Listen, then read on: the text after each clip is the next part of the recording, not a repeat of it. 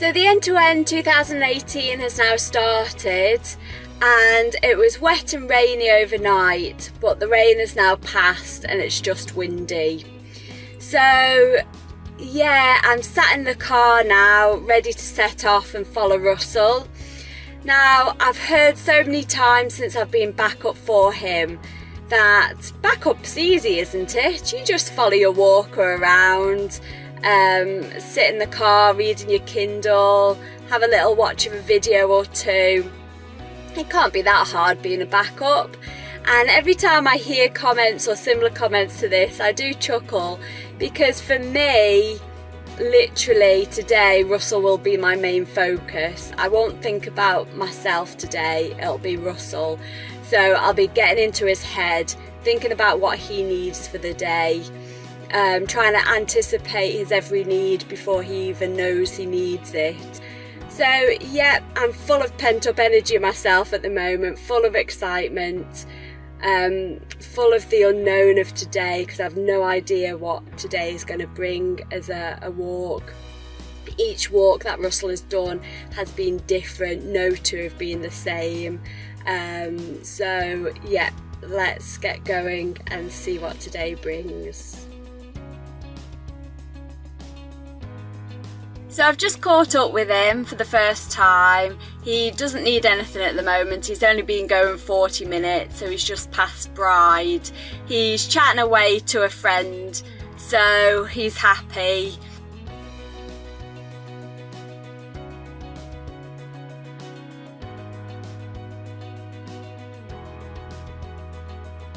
I'm not a directional person, and if you're anything like me, I would definitely recommend driving the course at least once before you plan to be the backup. Even if you're coming from across, you're not local, I would recommend getting here the day before so you can at least do a recce of the course to have a rough idea of where you're going and what the terrain is like. I've driven this a few times now, this particular course. Russell's done it 5 times before. This is his 6th time, and I am local, so I have driven this course before and I should know where I'm going.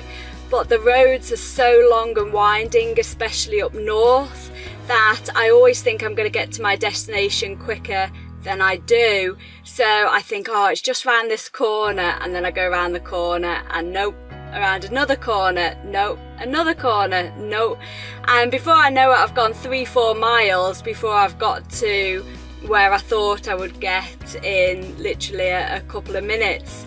So it's definitely worth getting your bearings before the day of the race. I would highly recommend arriving a day before, just to drive the course once or twice.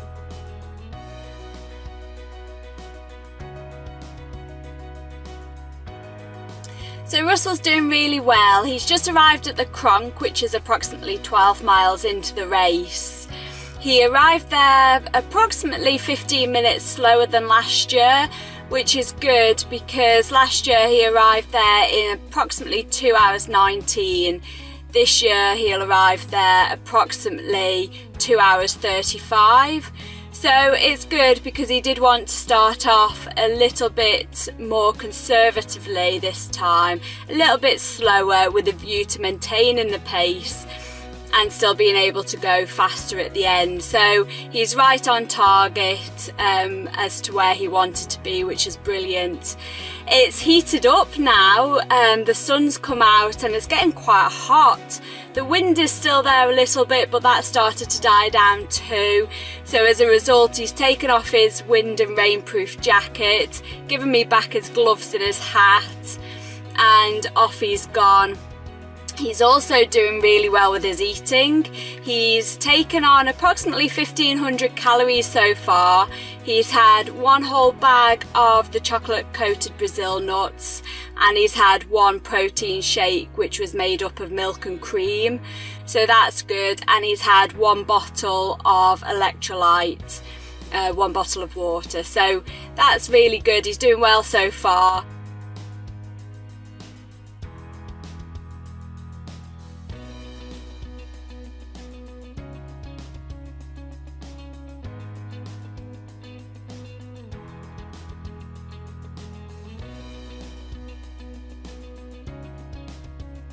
Another handy tip for backup is to get to know the people that are walking ahead of and behind your walker. The reason being, for example, in this end-to-end walk, the Cronk to Kirkmichael stretch, you're not allowed to go there as backup, so no traffic is allowed.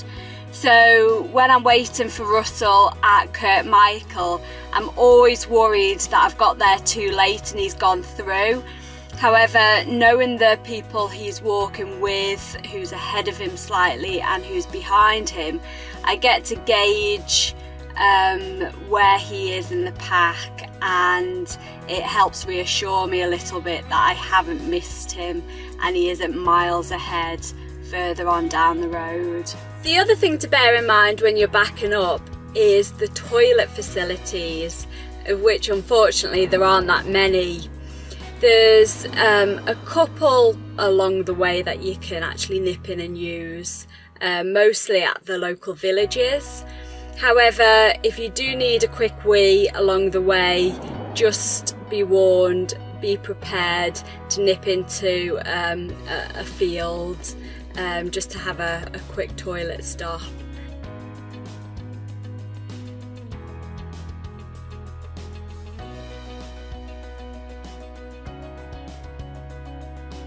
So he's still doing well. He's through Peel in approximately 5 hours 3 minutes, which is 30 minutes slower than he was last year, which is good because he wanted to be conservative, and that's what he's doing. He's conserving his energy.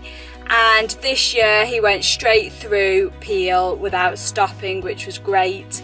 The last few years he's stopped because either his back or hip have been playing up, or he's had cramp in his hamstring. So this year was great, he walked straight through. So I think conserving his energy has actually helped. It also helps that he's been walking with somebody all the way and chatting away. So that always makes time pass, and I find it makes for a more enjoyable day when you've got someone to chat to. We've just got to Glen May, and just before Glen May he did actually complain that he was feeling a bit of an energy slump. Now the Peel to Dalby section of the course, of which Glen May is approximately in the middle, this is always his worst section of this course. I don't know if other people find this, that each section of a course that they do, there's always one section which they seem to find their low spot in, and for Russell it's definitely the Peel to Dalby section. However, as the backup, it's great that I see that he's still walking with somebody, because that does make my life a little bit easier. I don't have to worry about him so much because I know he's going to be pulled along out of that slump by the person he's walking and talking with. So he's still looking strong, he's looking good, he doesn't look like he's got any major aches and pains at the moment. He's still doing a good pace, so if he keeps on like this, I'm confident he's going to have a good finish.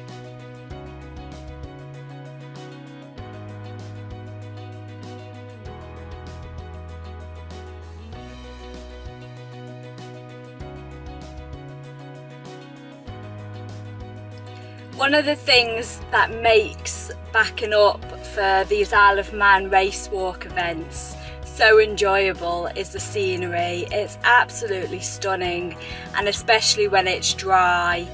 It doesn't matter if it's a bit windy or blowy, but as long as it's dry, you can really enjoy the scenery. It's absolutely stunning.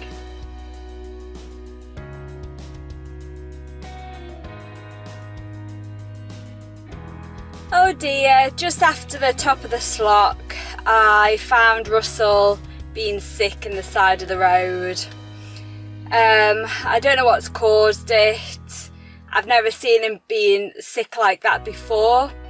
In all the times he's done the parish and the end-to-end, but something disagreed with him today, and hopefully now he's been sick, it'll make him ironically feel a little bit better. So he's just asked me for some yogurt, so I'm going to go on ahead and give him some yogurt.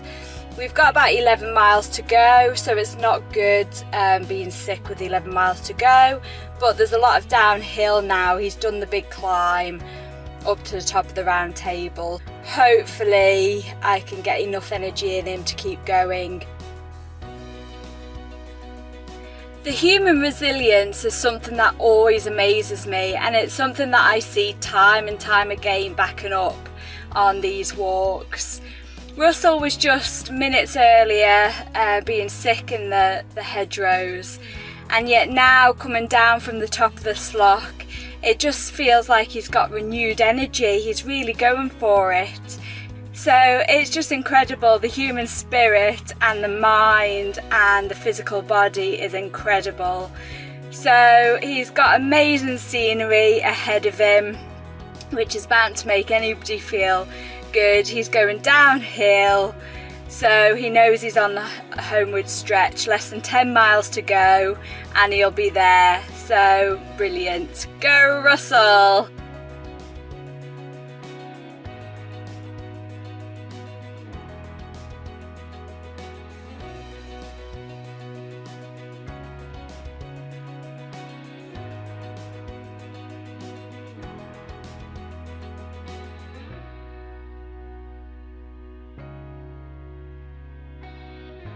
So last 2 miles to go, he's on the final push. Unfortunately, it's a very big climb up to Cregnish and then down to the Sound. But last 2 miles of the 39.22 mile race. He's done good, he's feeling tired now, but he's had his last bit of Kendal mint cake, hopefully to give him a little spurt of energy to get him to the top of this big hill.